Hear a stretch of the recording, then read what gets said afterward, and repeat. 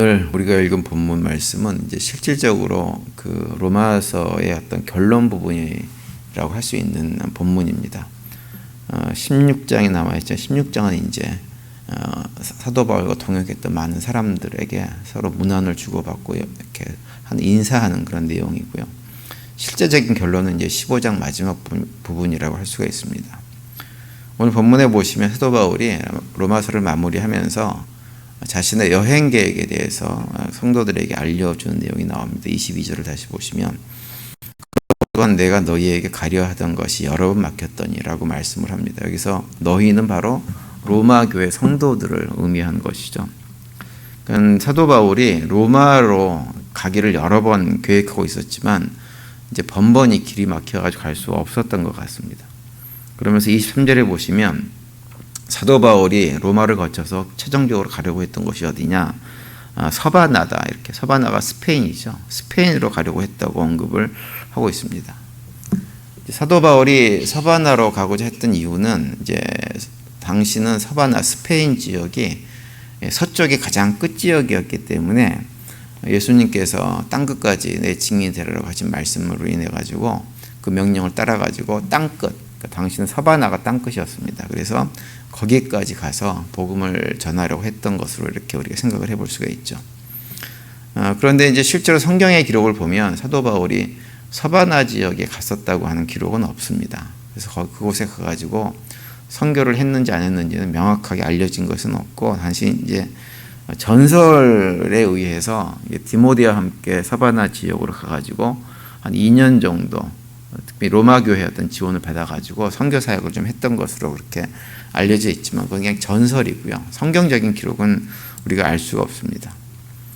그리고 이제 사도 바울이 로마서를 특별히 기록할 당시에는 로마에도 방문을 하지 못하고 스페인도 갈 수 없었던 그런 상황이었고 대신에 이제 사도 바울이 이제 어디를 향하고 있었냐면 예루살렘을 향해서 가고 있던 중입니다.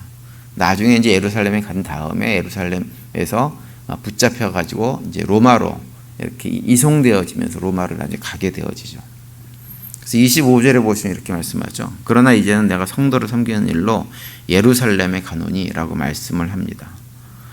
사도 바울이 예루살렘에 가게 된 이유에 대해서 오늘 보면 어떤 얘기를 하고 있냐면 이방인 교회가 예루살렘 지역에 있는 가난한 성도들을 위해서 연보란 말은 옛날 말인데요. 헌금이죠.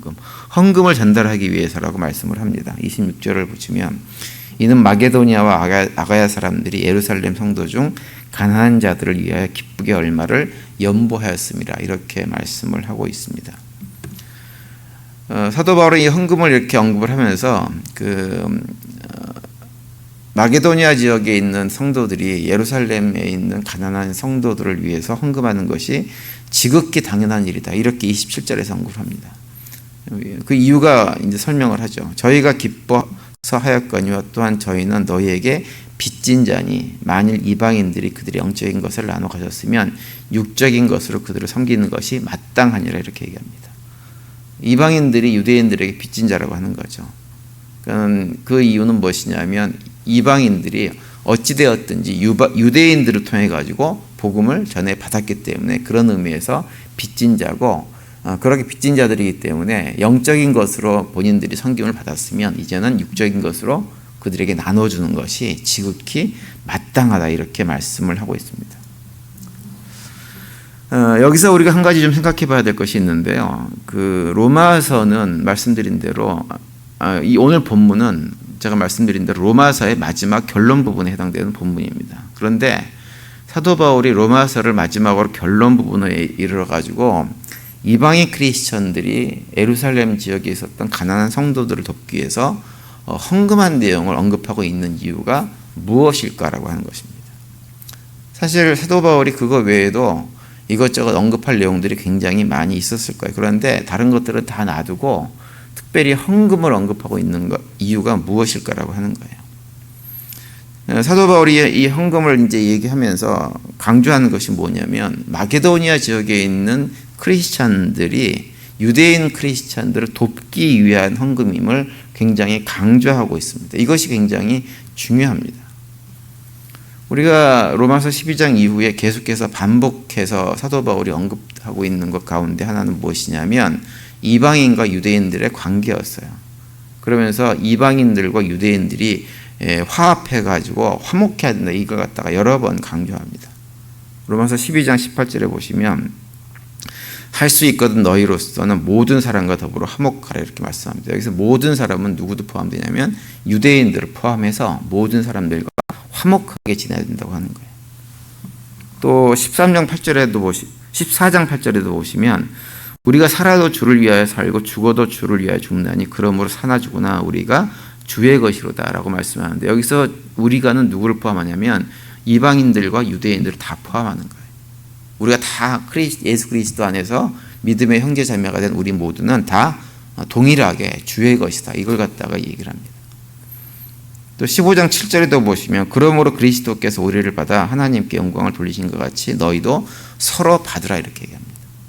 이방인과 유대인 크리스천들이 서로를 받아주는 관계, 서로 배척하지 말고 서로 받아야 된다, 화목해야 된다, 이것을 계속 말씀을 합니다. 이런 것을 계속해서 반복해서 말씀하신 이유는 우리가 잘 알고 있는 대로 이방인 크리스찬들이 잘못 생각하면 유대인들에 대해서 잘못된 태도를 얼마든지 취할 수 있기 때문에 그래요. 지난번에 제가 말씀드린 대체신학이라고 하는 것을 주장하는 사람들의 주장처럼 온 인류를 구원하기 위한 하나님의 계획이 유대인으로부터 이방인으로 대체되었다라고 생각하고 유대인을 갖다가 예수 그리스도를 죽인 자들로, 마치 나치 히틀러 정부가 그랬던 것처럼 유대인들을 그런 식으로 바라보면서 그들을 폄하하고 비난할 수 있기 때문에 그래서는 안 된다고 하는 거예요. 그래서 우리가 이미 로마서를 쭉 읽었던 대로 언뜻 생각하면 하나님께서 유대인으로부터 이방인에게 그 촛대를 옮긴 것처럼 그렇게 보이지만 사도 바울의 강조점은 무엇이냐면 하나님께서 이방인들을 구원하셨던 것처럼 유대인들을 구원하실 계획도 따로 가지고 있는 것이 하나님의 계획이다, 이걸 갖다가 강조해서 말씀을 하셨었죠. 그러면서 이제 하시는 말씀이 유대인들과 우리 이방인 크리스천들은 서로 반목하는 관계가 아니라 화합해야 되는 관계라고 하는 것을 계속해서 반복해서 말씀을 해주고 있는 것입니다. 그리고 그것을 상징하는 것이 무엇이냐? 바로 헌금이라고 하는 거예요. 헌금은 그 자체로 여러 가지 의미가 있지만 특별히 헌금이라고 하는 것은 무엇을 나타내냐면 헌금을 하는 사람의 마음을 표현하는 것이 헌금입니다. 헌금은 우리가 어떤 희생과 헌신을 상징하는 것이기도 하고 우리가 뭔가 열심히 노력해서 얻은 물질을 상징하는 것이기도 합니다. 그런데 헌금은 무엇보다도 그 헌금을 하는 사람의 마음을 상징하는 거예요. 표현하는 것입니다. 단순하게 물질을 그냥 도네이션 하는 것이 결코 아니에요. 그래서 헌금을 함으로 해가지고 헌금을 이렇게 받는 예루살렘에 사는 가난한 성도들이 그 헌금을 받음으로 해가지고 이방인 크리스천들과 우리가 하나구나 라고 하는 동질감을 느끼는 거죠. 그래서 그 형제의 필요를 채워주는 그 사랑의 마음을 물질을 통해서 나타내는 것입니다. 그래서 그걸 통해 가지고 당신과 우리는 남이 아니라 한 가족입니다, 이것을 갖다가 의미적으로 보여주고 있는 거죠. 우리가 그 가정에서도 그런 경우들이 있어요. 그 명절이 되어지면 우리가 미국에 살기 때문에 사실은 쉽지 않은 일이지만 한국 같은 경우는 명절이 되어지면 옛날에 이제 장성한 자녀들이 어떻게 하나요? 부모님한테 이렇게 용돈을 드리죠. 그죠? 용돈을 드립니다. 그러면 그 부모님들, 연세 많으신 어르신들이 그 부모님들이 이렇게 특별히 설날이 되어지면 자식에게 받은 용돈을 가지고 어떻게 하나요? 봉투를 여러 개 만들어 가지고 세뱃돈 봉투를 만들어서 그걸 어떻게 해요? 다시 손주들이 오면 손주들 세배하면 이렇게 손주들한테 주잖아요. 그죠? 손주들한테 주면 엄마가 이렇게 가만히 쳐다보고 있다가 어떻게 합니까? 애들이 어리니까 야, 너희들 돈 가지고 있으면 안 돼. 엄마한테 다 줘. 그래가지고 그걸 다시 엄마가 회수해 버립니다. 이게 뭐냐면 이 돈이 이게 돌고 도는 거예요. 처음에 자식이 부모한테 줬다가 부모에게 줬던 돈이 손주들한테 줬다가 손주한테 주어진 돈이 다시 엄마 아빠한테 다시 그 주머니로 똑같이 들어가는 거예요. 돈이 돌고 도는 것인데 이것은 돈이 도는 게 아니죠. 뭐가 도는 건가요? 사랑이 도는 거예요. 사랑이 움직이는 것입니다. 그래서 돈이라고 하는 것은, 물질이라고 하는 것은 사랑을 표현하는 가장 기본적인 수단이 되어지는 것입니다. 그래서 누가복음 12장 34절에 보면 예수님께서 이렇게 말씀하시죠. 너희 보물이 있는 곳에는 너희 마음도 있느니라. 다시 말하면 너희 물질이, 너희들이 원하는 물질이 있는 곳에 너희 마음도 있다라고 말씀을 하고 있는 거예요. 그래서 오늘 본문에서 마케도니아 지역 교회들이 예루살렘에 살고 있는 가난한 성도들을 위해서 물질을 연보를 해가지고 헌금을 해가지고 그들을 돕는다고 하는 것은 무엇을 얘기하느냐? 예루살렘 교회에 있는 유대인 크리스찬들과 이방인 크리스찬들이 온전히 하나 되었다고 하는 것을 보여주는 좋은 결과물이라고 하는 거죠. 말씀드린 대로 이방인 크리스찬들과 유대인 크리스찬들은 하나 되기가 여러 가지 어려운 그런 조건들이 많이 있었던 사람들입니다. 그러나 유대인이 됐든 이방인이 됐든지 상관없이 복음이 선포되어지고 그 복음 안에서 한 가족이 되었으면 이제는 아무런 차이점이 없이 그냥 한 가족으로 있는 거예요. 우리도 마찬가지입니다. 서로 다른 배경 속에서 신앙생활을 했었고 과거에 했었지만 지금은 한 울타리 안에 있기 때문에 우리는 한 가족인 거예요. 한 가족이고 그래서 한쪽에 누군가가 아프면 그 사람의 아픔으로 끝나는 것이 아니라 다른 나의 아픔으로 그것이 다가올 수밖에 없어요.